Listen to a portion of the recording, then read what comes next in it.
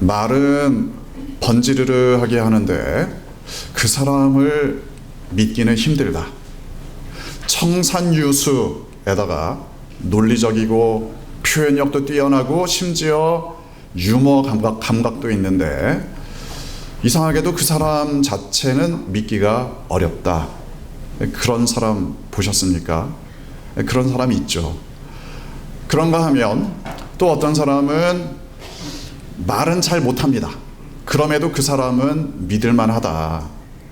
그 사람이 말을 하면 미안하지만 무슨 말인지 못 알아듣겠고 또 한다는 농담마다 썰렁하지만 그래도 그 사람은 내가 정말 신뢰할 만한 사람이다. 이런 사람 보셨습니까? 그런 사람도 또 있죠. 사람이 참 이상합니다. 말이라는 게 정말 중요한데 중요하긴 하지만 말만 가지고 그 사람을 다 믿기는 어렵습니다. 특히나 순진하신 분들, 남의 말 쉽게 믿으시는 분들, 이런 분들은 더더욱 조심하셔야 됩니다. 말만 듣고 그 사람을 믿었다가 낭패 보는 경우가 꽤 있죠. 세상을 살아갈 때 말이라는 것은 분명히 의사소통의 기본적인 도구가 됩니다. 그러니까 말을 잘 해야 된다. 이건 분명히 맞는 이야기입니다. 하지만 말만 잘한다. 이건 정말 조심해야 합니다. 특히 이건 믿음에 있어서는 대단히 중요한 갈림길이 되기도 합니다. 우리가 예전에 신천지에 대한 특강을 들은 적이 있죠. 신천지에 빠졌다가 빠져나오신 분이 우리 교회에 나오셔서 특강을 해주신 적이 있습니다. 그분의 강의를 떠올려 보면은 그렇죠. 쉽게 얘기해서 한마디로 신천지가 말을 기가 막히게 잘 했다는 겁니다. 상대방이 싹 넘어갈 수 있도록 그런 이야기를 했다는 겁니다. 그러니까 그 말만 듣고 넘어가기 시작했는데 나중에는 문제가 있다는 것을 알게 됐지만 빠져나올 수 없을 정도로 정신적인 통제를 했다. 상대방을 속이기 위한 도구로 말을 했다. 이게 무서운 이야기입니다. 이건 또 하나님을 제대로 믿기 위해서도 말을 주의해야 합니다. 예를 들어 하나님 믿어라. 이것도 분명히 말이죠. 그 말을 듣고 하나님을 믿었다. 아주 단순하게 이야기하면 말과 믿음의 작용, 그렇게 설명할 수 있습니다. 말은 우리를 믿음으로 인도하는 과정에서 아주 중요한 도구가 될 수 있습니다. 누군가의 말을 듣고 믿음을 갖기 시작했다. 그럴 수 있습니다. 그런데 여기에도 조심해야 할 부분이 있습니다. 본문 5절 함께 읽겠습니다. 너희 믿음이 사람의 지혜에 있지 아니하고 다만 하나님의 능력에 있게 하려 하였노라. 말을 잘해서 하나님을 믿게 됐는가? 한번 여러분 스스로 돌아보시기 바랍니다. 내가 처음으로 믿음을 갖게 됐을 때 그때를 떠올려 보시면 됩니다. 처음으로 하나님을 믿게 됐을 때 나의 믿음은 어떻게 시작이 됐는가? 물론 하나님을 믿는다 이것과 교회를 다닌다 이건 좀 구분을 하셔야 합니다. 하나님을 믿는다 그래서 교회를 나오셨겠죠. 하지만 교회를 나온다 그렇다고 해서 반드시 하나님을 믿는 것만은 아닐 수도 있습니다. 안타깝지만 교회를 나오고 있음에도 불구하고 하나님을 믿는가 그건 아닐 수도 있습니다. 물론 교회를 다니다 보면은 하나님을 믿을 가능성이 더 높아질 수도 있겠죠. 하지만 좀 더 본질적인 질문은 그렇지 않습니다. 교회를 다니느냐 이것보다도 하나님을 믿느냐 이게 좀 더 본질적인 질문입니다. 그렇기 때문에 어떻게 해서 교회를 나오게 됐느냐 이것도 중요하지만 어떻게 해서 하나님을 믿게 됐느냐 이 질문에 주목해야 합니다. 이걸 항상 떠올려야 합니다. 왜냐하면 그게 우리의 믿음의 시작이기 때문이죠. 나에게 누군가가 하나님에 대한 이야기를 들려주었다. 그래서 믿음이 시작되었다. 그러실 수 있습니다. 하나님이 누구신지 하나님의 창조와 구원에 대해서 이야기를 들려주었다. 그래서 그 이야기를 듣고 믿음을 가지게 되었고 그리고 교회를 나오게 됐다. 이건 아주 모범적인 경우가 되겠죠. 그게 아니라 어떤 분들은 믿음을 갖게 되는 경우가 굉장히 복잡하신 분들도 있습니다. 예를 들어 어떤 분들은 가족 때문에 어쩔 수 없이 교회를 나오신 분들도 있습니다. 하나님을 믿어서 나온 건 아니었는데 교회를 다니게 됐습니다. 예배 시간은 낯설고 졸립고 그래서 특히 설교 시간에는 잠시 여행을 다녀오시는 분들도 있습니다. 어느 나라인지 아시죠? 꿈나라. 그러다가 가끔씩 설교 시간에 정신을 좀 차려서 듣다 보니까 하나님에 대한 믿음이 조금씩 자라가더라. 그러시는 분들도 있습니다. 자, 그런데 이 믿음이라는 것이 다 똑같지 않습니다. 믿음을 갖게 됐다고 해서 다 올바른 믿음은 아닐 수도 있습니다. 믿음에는 올바른 믿음과 그렇지 않은, 올바르지 않은 잘못된 믿음도 있습니다. 그러니까 누군가가 믿음이 정말 대단하다 이렇게 이야기할 때 대부분 어떤 경우입니까? 그 사람이 열정적으로 뭔가 종교적인 활동을 한다 이럴 때 믿음이 대단하다 이야기를 합니다. 그런데 알고 보니까 그 사람이 잘못된 믿음을 가지고 있더라. 이러면 얼마나 문제가 심각합니까? 잘못된 믿음을 가지고 열정적으로 살아가면 이게 상당히 위험할 수도 있습니다. 자기 자신도 망가지고 다른 사람도 망가뜨릴 수 있습니다. 잘못된 믿음이 형성되는 과정에서도 이 말이라는 것이 대단히 중요한 역할을 할 수도 있습니다. 사람의 지혜로 말을 하는 거죠. 사람의 지혜로 논리적이고 감동적이고 정말 그럴듯하게 말을 합니다. 심지어 뛰어난 언변으로 상대방에게 선입견을 심어줄 수도 있습니다. 그러면서 점점 잘못된 방향으로 믿음이 나아갈 수도 있습니다. 물론 대표적으로 이단들이 그렇게 합니다. 하지만 이단이 아닌 경우에도 그런 경우들이 있습니다. 고린도 교회가 직면한 문제가 또 그런 문제였습니다. 아주 쉽게 말씀을 드리면 이렇게 말씀드릴 수 있습니다. 예를 들어 어떤 교회에 목사님이 있습니다. 그 목사님은 아주 잘생겼습니다. 키도 훤칠하고 말도 잘하고 노래도 잘 부르고 공부도 잘했고 뭐 하나 빠지는 게 없습니다. 누구라도 좋아할 만한 분이죠.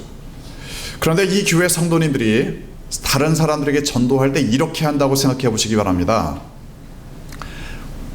우리 교회를 나오시기 바랍니다. 왜냐하면 우리 교회 목사님은 잘생겼고 어쩌고 저쩌고 그러니까 우리 교회에 꼭 나오세요. 이거 좀 이상하지 않습니까? 만약에 교회를 나오는 이유가 목사님이 잘생겨서 이거 좀 이상하잖아요. 우리 교회의 목사님이 너무나 좋으니까 하나님 믿어라. 이것도 뭔가 부족한 면이 있어 보입니다. 이런 문제를 포괄적으로 말씀을 드린다면 이렇게 말씀드릴 수 있습니다. 권위의 오류. 이건 교회뿐만이 아니죠. 세상 어느 분야에도 다 적용되는 이야기입니다. 예를 들어 과학에 있어서도 마찬가지입니다. 과학에 있어서 만약 아인슈타인이 이렇게 이야기했다. 위대한 과학자 아인슈타인이 이렇게 말했다. 그러면 사람들이 어떻게 받아들이겠습니까? 아인슈타인이 이야기했으니까 그게 맞겠지. 이게 권위의 오류가 됩니다. 아인슈타인이 위대한 과학자인 건 맞습니다. 하지만 아인슈타인이 말했다고 해서 다 맞느냐? 틀린 건 하나도 없느냐? 그렇지 않습니다. 예를 들어 아인슈타인은 양자역학이 불완전한 이론이라고 생각했습니다. 블랙홀은 존재하지 않는다고 주장했습니다. 게다가 이 우주는 팽창하지 않는다. 이렇게까지 주장했습니다. 오늘날에는 너무나도 분명하게 다 입증된 이야기들이죠. 하지만 당시에는 아인슈타인이 이야기했으니까 다 아인슈타인의 이야기가 맞는 것으로 생각을 했습니다. 하지만 그렇지 않다는 것이 판명됐습니다. 아인슈타인이 말했으니까 맞겠지. 이게 권위에 대한 이야기입니다. 물론 권위가 있다. 우리가 존중해야 될 필요가 있습니다. 권위라는 것은 그만큼 사람들에게 인정받는다는 말이죠. 하지만 그렇다고 해서 항상 옳으냐, 틀린 건 하나도 없느냐, 그건 장담할 수 없습니다. 아인슈타인도 틀렸는데 그걸 기억하시면 됩니다. 종교적으로도 마찬가지입니다. 종교적으로도 이건 좀 조심해서 들으셔야 합니다. 이건 기독교뿐만 아니라 다른 종교도 다 마찬가지입니다. 예를 들면 이런 거죠. 어느 서양의 백인 학자가 이렇게 이야기를 했다. 하나님은 존재하신다. 하나님은 존재하신다. 그러면 이게 다 맞는 이야기인가? 물론 우리는 하나님을 믿습니다. 우리에게는 이게 정말 맞는 말씀입니다. 하지만 백인 학자가 이야기했다고 해서 그게 과연 다 맞는 이야기냐? 이거 여러분이 조심해서 들으셔야 합니다. 만약 백인 학자가 이야기했다고 해서 그게 맞는 이야기다. 그러면 만약에 반대의 경우가 일어난다면 어떻겠습니까? 말하자면 어느 저명한 서양의 백인 학자가 이렇게 이야기했다. 신은 존재하지 않는다. 그러면 백인 학자가 이야기했으니까 신은 존재하지 않는 겁니까? 역시 그것도 권위의 오류입니다. 정리해서 말씀을 드리면 이렇습니다. 사람의 지혜, 사람의 권위, 물론 우리가 존중할 필요가 있습니다. 하지만 사람의 지혜나 권위가 진리를 반드시 보장해 주지는 않습니다. 그러니까 나의 믿음이 어디서 왔느냐? 예를 들어 만약 나보다 뛰어난 누군가가 야, 너 교회 다녀. 이래서 교회를 다니게 됐다. 물론 그럴 수 있습니다. 하지만 조심해야 합니다. 만약 사람의 지혜로 믿음이 시작됐다, 이거 언젠가 흔들릴 수 있습니다. 사람의 지혜가 아니라 하나님의 능력 때문에 우리의 믿음이 시작되어야 합니다. 누군가가 나보다 뛰어난 사람이 나에게 하나님 믿으라고 해서 하나님 믿었다. 그러면 그 사람보다 더 뛰어난 사람이 하나님 믿지 마. 이러면 안 믿을 겁니까? 누군가가 말을 잘해서 내가 교회를 다니게 됐다. 그러면 누군가가 더 말을 잘하는 사람이 교회 다니지 마. 하나님 존재하지 않아. 이렇게 이야기하면 교회를 안 다닐 겁니까? 그러니까 권위의 오류에 함몰되지 말고 하나님의 능력, 하나님의 사랑의 능력을 의지해야 합니다. 우리의 믿음은 그럴듯한 말 때문에 좌우되어서는 안 됩니다. 말뿐만이 아닙니다. 세상에서 그럴듯한 무엇, 세상 사람들이 혹할 만한 그 무엇, 이것 때문에 우리의 믿음이 좌우되어서도 안 됩니다.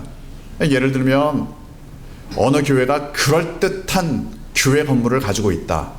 그것 때문에 교회를 다닐 겁니까? 어느 교회가 그 교회 내에 아주 다양한 교양 프로그램이 많이 있다. 그래서 하나님을 믿겠습니까? 물론 그런 것도 하나님께 나아가는 과정에서 도움은 될 수 있습니다. 도구가 될 수도 있고 기회가 될 수도 있습니다. 하지만 그것 때문에 교회 다닌다.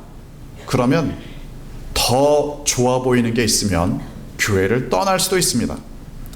우리의 믿음은 하나님의 사랑의 능력 때문에 시작되어야 가장 건강합니다. 오늘 성경 본문은 고린도 교회의 믿음의 근간에 대해서 이야기를 합니다. 사도 바울이 고린도 교회에서 사람들에게 어떻게 믿음을 이야기했는가? 본문 1절과 2절 함께 읽겠습니다.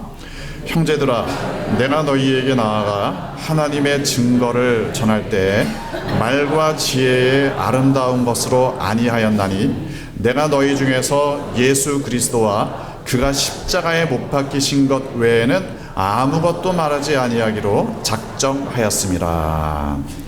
십자가만을 전했다. 십자가만을 전했다. 이게 사도 바울의 이야기입니다. 고린도 교회에서 사도 바울이 힘썼던 게 바로 이 부분이었습니다. 인간적인 지혜와 지식, 물론 사도 바울도 꽤 가지고 있었습니다. 사도 바울도 인간적으로 볼 때 내세울 만한 것들이 꽤 있었습니다. 바울이 공부를 좀 했죠. 또 가족의 배경으로 보거나 신분으로 보거나 여러모로 빠지는 게 없습니다.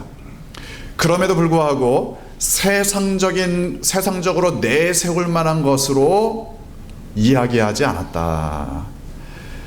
세상적으로 내세울 만한 것을 사람들에게 중요한 이 논리로 이야기하지 않았다. 오직 예수 그리스도의 복음만을 이야기했다. 이게 사도 바울이 강조하고 있는 이야기입니다. 왜냐? 다른 것들을 가지고 말했다면 그건 인간적인 자랑과 파당의 원인이 될 뿐이었습니다. 그렇잖아도 누가 세례를 주었느냐? 이것 가지고 파당을 나누고 있었는데 만약 사도 바울이 인간적으로 내세울 만한 것으로 자랑을 했다.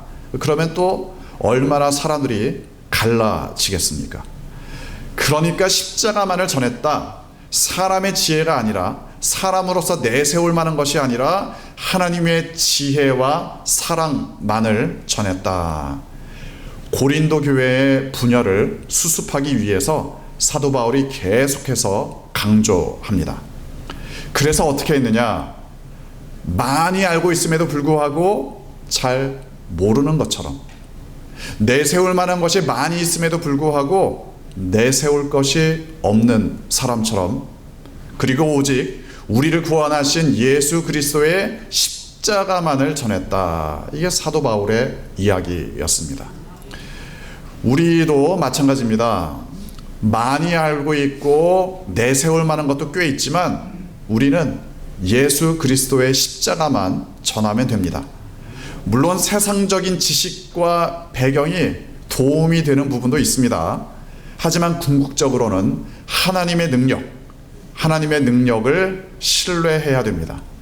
하나님의 사랑의 능력 때문에 믿음이 시작되어야 합니다. 십자가 때문에 믿음이 시작돼야 그 믿음이 흔들리지 않습니다. 그리고 더 나아가서 가장 견고한 믿음은 어떻게 형성되느냐? 가장 견고한 믿음, 빌레몬서 1장 4절부터 6절까지 함께 읽겠습니다. 내가 항상 내 하나님께 감사하고 기도할 때 너를 말함은 주 예수와 및 모든 성도에 대한 내 사랑과 믿음이 있음을 들음이니 이로써 내 믿음의 교제가 우리 가운데 있는 선을 알게 하고 그리스도께 이르도록 역사하느니라. 믿음의 교제가 우리를 그리스도께 이르도록 한다.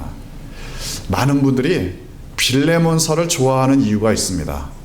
빌레몬서에는 깨어진 관계의 회복이 있습니다. 깨어진 관계가 복음 안에서 회복되는 것을 이야기합니다. 복음은 그냥 단지 듣기에 좋은 이야기로 끝나지 않습니다. 우리의 깨어진 관계, 우리의 삶의 실제 현장에서 깨어진 관계를 회복시켜 줍니다. 그런 차원에서 빌레몬서를 사람들이 좋아합니다. 잘 아시다시피 빌레몬서의 수신자는 누굽니까? 빌레몬이죠. 빌레몬서의 수신자는 빌레몬인데 빌레몬에게는 오네시모라는 종이 있었습니다. 그런데 이 오네시모가 빌레몬을 무단으로 떠난 거죠. 당시의 상황을 생각해 보면 그렇습니다. 당시에는 만약 종이 주인을 도망쳤다 이러면 어떠한 처벌을 받아도 할 말이 없습니다. 빌레몬이 말하자면 오네시모를 죽여도 할 말이 없습니다. 그런데 도망친 다음에 이 오네시모가 예수님을 믿게 된 거죠. 예수님을 믿게 된 다음에 주인의 집으로 돌아갈 생각을 합니다. 하지만 이건 세상 사람들의 관점에서 보면 완전히 자살 행위입니다. 주인의 집으로 돌아간다? 그 죽을 수밖에 없지 않느냐. 이때 사도 바울이 빌레몬에게 편지를 보냅니다. 오네시모와 함께 편지를 보내죠. 사도 바울이 빌레몬에게 이렇게 말합니다. 너의 믿음의 교제가 너를 그리스도께 이르도록 한다. 사도 바울을 통해서 빌레몬에게 주시는 하나님의 말씀입니다. 믿음 가운데 이루어지는 교제가 그리스도의 진정한 사랑을 경험하게 한다. 믿음 가운데 이루어지는 교제가 그리스도의 진정한 사랑을 깨닫게 한다. 하나님의 사랑은 관계가 중심이 되는 사랑입니다. 다시 말하면 하나님의 사랑은 관념적인 사랑이 아닙니다. 이론으로 끝나지 않습니다. 말로 끝나는 사랑도 아닙니다. 사람들을 만나기 위해 하나님은 친히 이 땅에 사람의 몸으로 찾아오셨습니다. 사람들의 죄 때문에 하나님과 사람들의 관계가 깨어졌는데 그 깨어진 관계를 회복시키기 위해서 하나님께서는 친히 십자가에 달리셨습니다. 하나님을 믿는다. 그래서 이건 하나님과의 관계가 회복된다. 이런 이야기입니다. 하나님과의 관계를 통해서 믿음을 갖는다. 그래야 가장 건강한 믿음, 가장 견고한 믿음을 갖게 됩니다. 만약 하나님을 믿는다고는 하는데 하나님과의 교제가 없다. 문제가 있습니다. 건강한 믿음이 될 수 없습니다. 하나님을 믿을 때 하나님과 깊이 만나야 합니다. 날마다 하나님과 교제해야 합니다. 그래야 우리의 믿음이 견고해질 수 있습니다. 아주 쉽게 이렇게 생각하시면 됩니다. 만약 어떤 사람과 함께 있으면 마음이 평안하다. 그 사람과 특별히 무엇을 하는 것도 아닌데 그 사람과만 함께 있으면 마음이 평온하다. 이런 경우가 있죠.